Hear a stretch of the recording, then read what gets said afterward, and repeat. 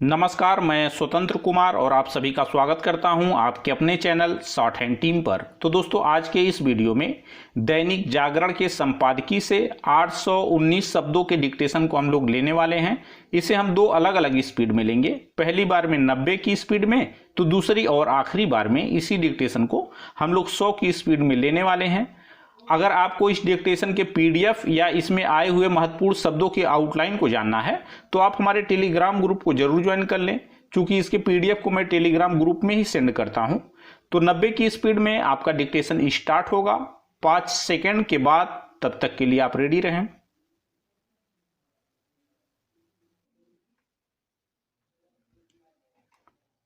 Start.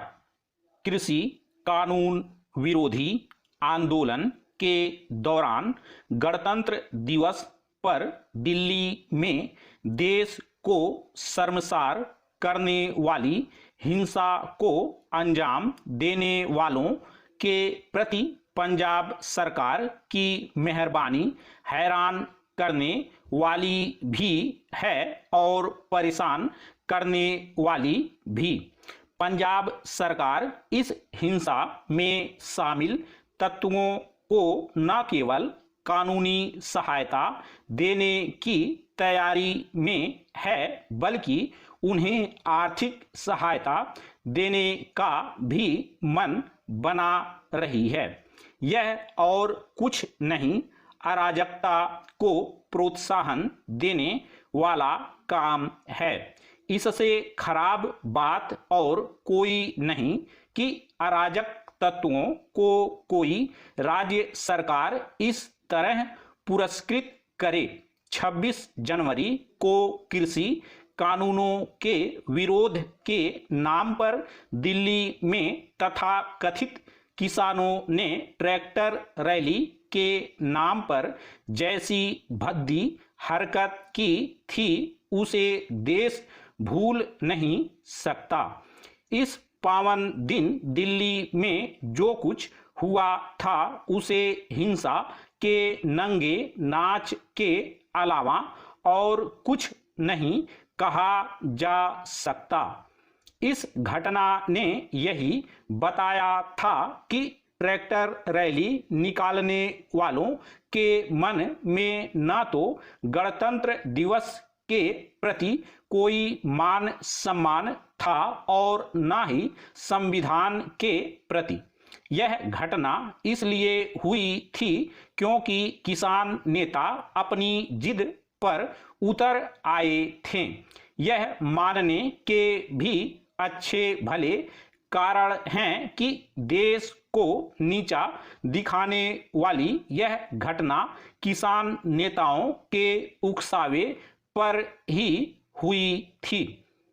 Para माना कि पंजाब में विधानसभा चुनाव निकट हैं और राज्य सरकार किसानों को रिझाने का कोई मौका नहीं छोड़ना चाहती, लेकिन इसका यह मतलब नहीं कि वह लोकलाज छोड़कर अराजकता के आरोपितों के साथ खड़ी नजर आए। ऐसा करना एक बेहद बुरी परंपरा की नींव डालना है। पंजाब सरकार को कानून के शासन और संवैधानिक मर्यादा की तनिक भी परवाह है तो उसे इस मामले में आगे बढ़ने से बाज आना चाहिए। उसे जितनी जल्दी यह आभास हो जाए तो अच्छा कि इसके नतीजे खुद उसके लिए अच्छे नहीं होंगे।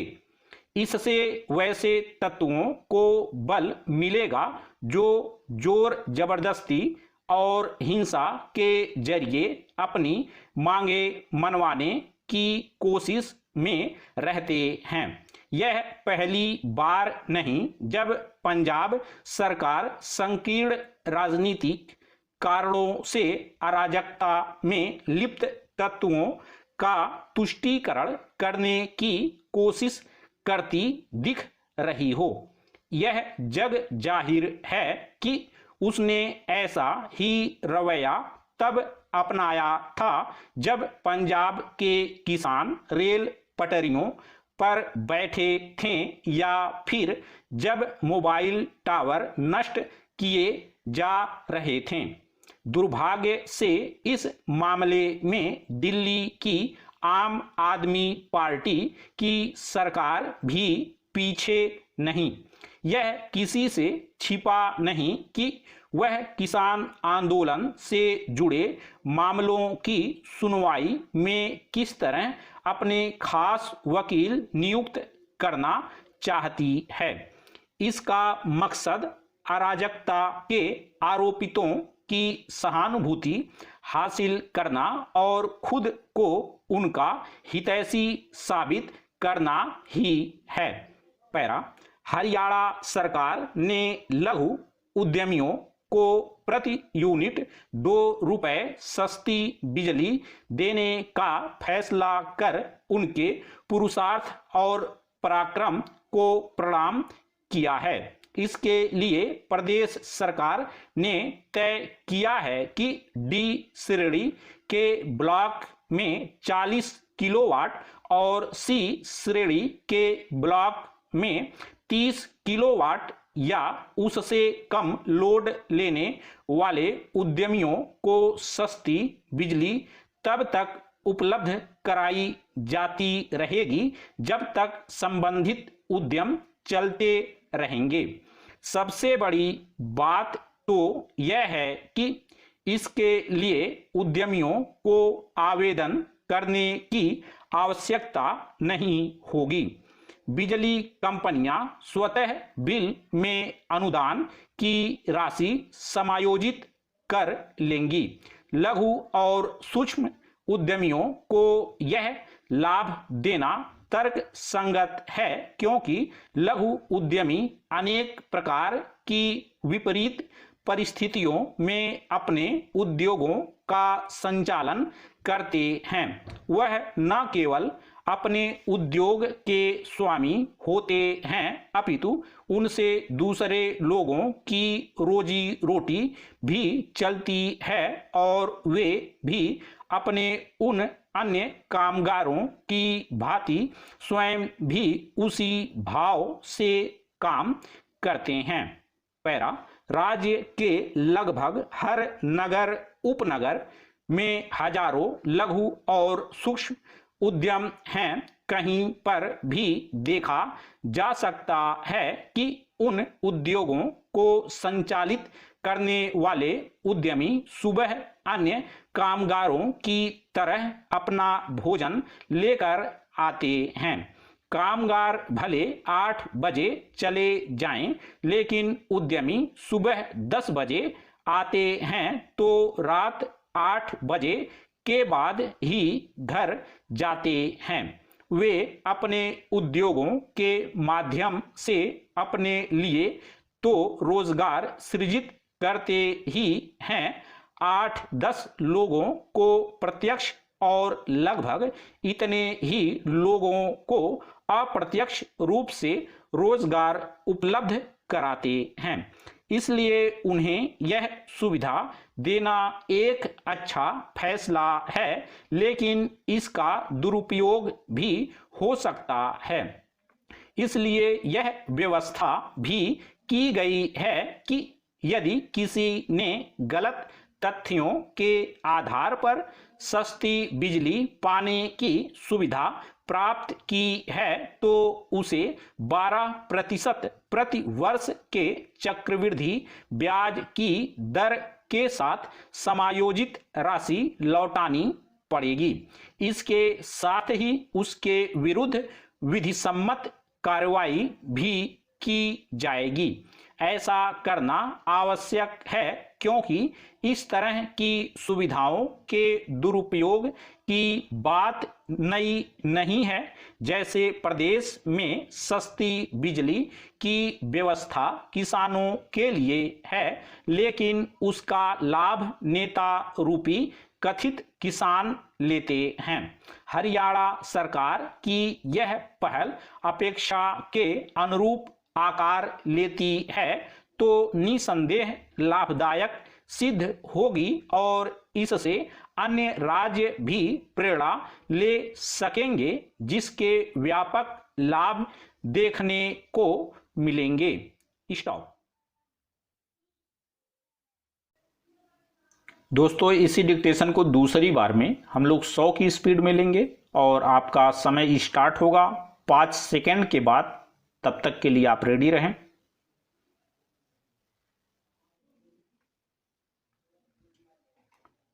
स्टार्ट।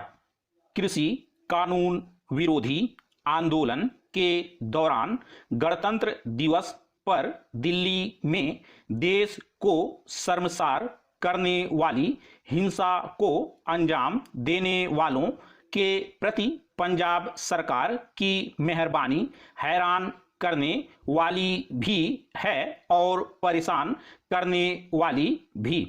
पंजाब सरकार इस हिंसा में शामिल तत्वों को न केवल कानूनी सहायता देने की तैयारी में है, बल्कि उन्हें आर्थिक सहायता देने का भी मन बना रही है।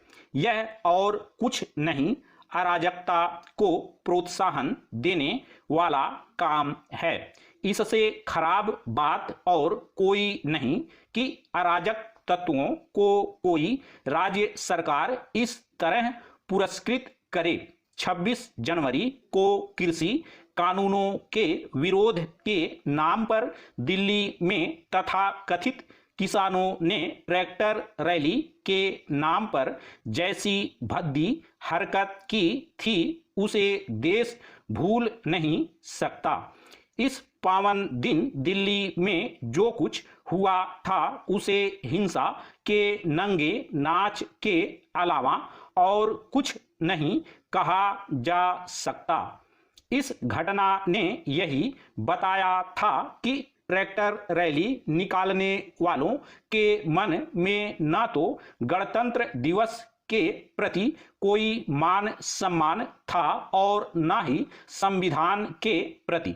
यह घटना इसलिए हुई थी क्योंकि किसान नेता अपनी जिद पर उतर आए थे। यह मानने के भी अच्छे भले कारण हैं कि देश को नीचा दिखाने वाली यह घटना किसान नेताओं के उकसावे पर ही हुई थी। पैरा माना कि पंजाब में विधानसभा चुनाव निकट हैं और राज्य सरकार किसानों को रिझाने का कोई मौका नहीं छोड़ना चाहती, लेकिन इसका यह मतलब नहीं कि वह लोक लाज छोड़कर अराजकता के आरोपितों के साथ खड़ी नजर आए। ऐसा करना एक बेहद बुरी परंपरा की नींव डालना है। पंजाब सरकार को कानून के शासन और संवैधानिक मर्यादा की तनिक भी परवाह है तो उसे इस मामले में आगे बढ़ने से बाज आना चाहिए। उसे जितनी जल्दी यह आभास हो जाए तो अच्छा कि इसके नतीजे खुद उसके लिए अच्छे नहीं होंगे। इससे वैसे तत्वों को बल मिलेगा जो जोर जबरदस्ती और हिंसा के जरिए अपनी मांगे मनवाने की कोशिश में रहते हैं। यह पहली बार नहीं जब पंजाब सरकार संकीर्ण राजनीतिक कारणों से अराजकता में लिप्त तत्वों का तुष्टीकरण करने की कोशिश करती दिख रही हो। यह जग जाहिर है कि उसने ऐसा ही रवैया तब अपनाया था जब पंजाब के किसान रेल पटरियों पर बैठे थे या फिर जब मोबाइल टावर नष्ट किए जा रहे थे। दुर्भाग्य से इस मामले में दिल्ली की आम आदमी पार्टी की सरकार भी पीछे नहीं। यह किसी से छिपा नहीं कि वह किसान आंदोलन से जुड़े मामलों की सुनवाई में किस तरह अपने खास वकील नियुक्त करना चाहती है। इसका मकसद अराजकता के आरोपितों की सहानुभूति हासिल करना और खुद को उनका हितैषी साबित करना ही है। पैरा, हरियाणा सरकार ने लघु उद्यमियों को प्रति यूनिट 2 रुपए सस्ती बिजली देने का फैसला कर उनके पुरुषार्थ और पराक्रम को प्रणाम किया है। इसके लिए प्रदेश सरकार ने तय किया है कि डी श्रेणी के ब्लॉक में 40 किलोवाट और सी श्रेणी के ब्लॉक में 30 किलोवाट या उससे कम लोड लेने वाले उद्यमियों को सस्ती बिजली तब तक उपलब्ध कराई जाती रहेगी जब तक संबंधित उद्यम चलते रहेंगे। सबसे बड़ी बात तो यह है कि इसके लिए उद्यमियों को आवेदन करने की आवश्यकता नहीं होगी। बिजली कंपनियां स्वतः बिल में अनुदान की राशि समायोजित कर लेंगी। लघु और सूक्ष्म उद्यमियों को यह लाभ देना तर्क संगत है, क्योंकि लघु उद्यमी अनेक प्रकार की विपरीत परिस्थितियों में अपने उद्योगों का संचालन करते हैं। वह न केवल अपने उद्योग के स्वामी होते हैं, अपितु उनसे दूसरे लोगों की रोजी रोटी भी चलती है और वे भी अपने उन अन्य कामगारों की भांति स्वयं भी उसी भाव से काम करते हैं। पैरा, राज्य के लगभग हर नगर उपनगर में हजारों लघु और सूक्ष्म उद्यम हैं। कहीं पर भी देखा जा सकता है कि उन उद्योगों को संचालित करने वाले उद्यमी सुबह अन्य कामगारों की तरह अपना भोजन लेकर आते हैं।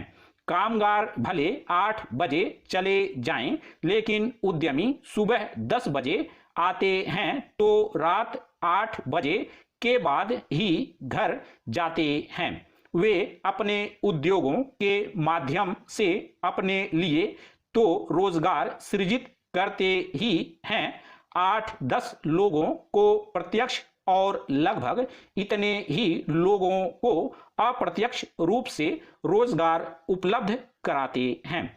इसलिए उन्हें यह सुविधा देना एक अच्छा फैसला है, लेकिन इसका दुरुपयोग भी हो सकता है।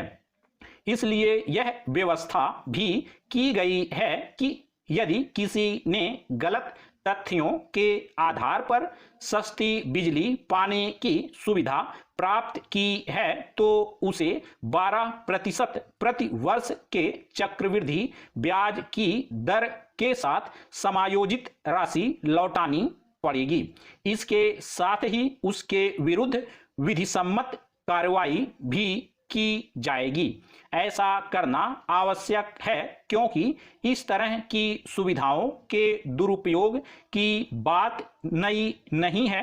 जैसे प्रदेश में सस्ती बिजली की व्यवस्था किसानों के लिए है, लेकिन उसका लाभ नेता रूपी कथित किसान लेते हैं। हरियाणा सरकार की यह पहल अपेक्षा के अनुरूप आकार लेती है तो निसंदेह लाभदायक सिद्ध होगी और इससे अन्य राज्य भी प्रेरणा ले सकेंगे, जिसके व्यापक लाभ देखने को मिलेंगे। स्टॉप।